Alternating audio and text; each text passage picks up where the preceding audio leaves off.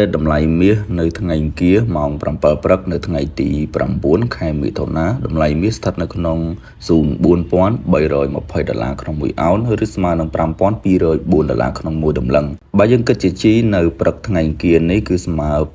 $520ក្នុង1ជីតម្លៃមាសគឺចាប់ផ្ដើមដើរ sideways បន្ទាប់ពីថ្ងៃច័ន្ទដើមសប្តាហ៍មានភាពប្រែប្រួល down ឬក៏ up ឡើងមកលើគួរសមអញ្ចឹងស៊ូនដែលទីផ្សារបន្តដើរ sideways នៅក្នុងកម្រិតមធ្យមសម្រាប់ការជួញដូរនៅថ្ងៃអង្គារនេះគឺតំបន់ខ្ពស់ចុងក្រោយដែលបានបិទផ្សារកាលពីម្សិលមិញនៅតម្លៃ$4345ក្នុង1អោនទៅចន្លោះតំបន់ support ទាបស្ថិតនៅក្នុងតម្លៃ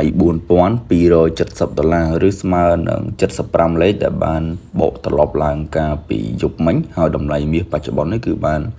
ទម្លាក់ខ្លួនចុះមកខ្លះត្រឹមតម្លៃ$4310ជាងអញ្ចឹងតម្លៃបើកផ្សារជួញដូរនៅថ្ងៃអង្គារនេះគឺទីផ្សារបានដើរចន្លោះ$4333ទៅចន្លោះ$4313ចឹងវាស្មើនឹង20លេខដែលជាភាពប្រែប្រួលនៅថ្ងៃទី9នេះផងដែរទំនោរក៏ដូចជាដំណើរទីផ្សារបើសម្រាប់ការជួញដូររបស់យើងទីផ្សារបច្ចុប្បន្នថ្ងៃអង្គារនេះគឺកំពុងតែស្ងប់ស្ងាត់អត់មានព្រឹត្តិការណ៍នឹងព័ត៌មានណាចេញមកទេប៉ុន្តែតើយើងគួរតែទិញឬក៏លក់មាសតាមការវិភាគការព្យាករណ៍របស់យើងគឺមើលឃើញទំនោរទីផ្សាររកឱកាសទិញល្អខ្លាំងជាងសម្រាប់ការលក់ហើយថ្ងៃនេះផងដែរយើងមានតម្លៃ3តំបន់សម្រាប់ធ្វើការជួញដូរឬក៏រងចាំទិញនិងលក់ដើម្បីទាញផលចំណេញផងដែរការរីកមិនតម្លៃទី1ស្ថិតនៅក្នុង$4278ជាតម្លៃយើងទិញសម្រាប់ការទាញផលចំណេញគឺរងចាំទិញតែម្ដងដោយសារតែតម្លៃបច្ចុប្បន្ននៅ$4320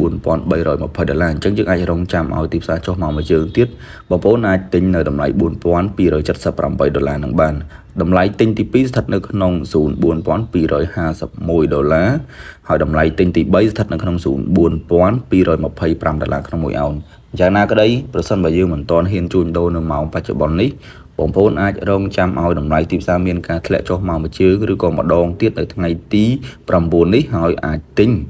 ដេញឡើងសម្រាប់ការទាញផលចំណេញបានទៅលើទិសដៅដែលមានការកើនឡើងបែបនេះផងដែរប៉ុន្តែការវិភាគរបស់យើងឃើញថាទំនោរទីផ្សារគឺជាក្តីរំពឹងដែលអាចមានការកើនឡើងរហូតមកដល់$4370ទៅចន្លោះ$4430ក្នុង1អោននៅក្នុងថ្ងៃទី9នេះតម្លៃមាសដែលយើងអាចរងចាំលក់ម្ដងស្ថិតនៅក្នុង$4363ក្នុង1អោនជាតម្លៃ sell ទី1តម្លៃលក់ទី2ស្ថិតនៅក្នុង$4391ចំណែកតម្លៃលក់ទី3ស្ថិតនៅក្នុង$4417ក្នុង1អោនបើតាមការវិភាគរបស់យើងគឺគោលដៅទីផ្សារអាចនឹងព្យាយាមកើនឡើងរហូតមកដល់$4370ទៅចន្លោះ$4423នឹងឯងប៉ុន្តែនៅក្នុងព្រឹកថ្ងៃអង្គារនេះបើយើងមើលទៅលើ candlestick អាចនឹងព្យាយាមដោនកម្រិតមធ្យមអញ្ចឹងតាមទំនោរឬក៏បច្ចេកទេសបងប្អូនអាចឲ្យតម្លៃមាសនឹងចុះមកក្រោមបន្ថែមទៀតសិនក៏បានដែរហើយចាំយើងទិញដេញឡើង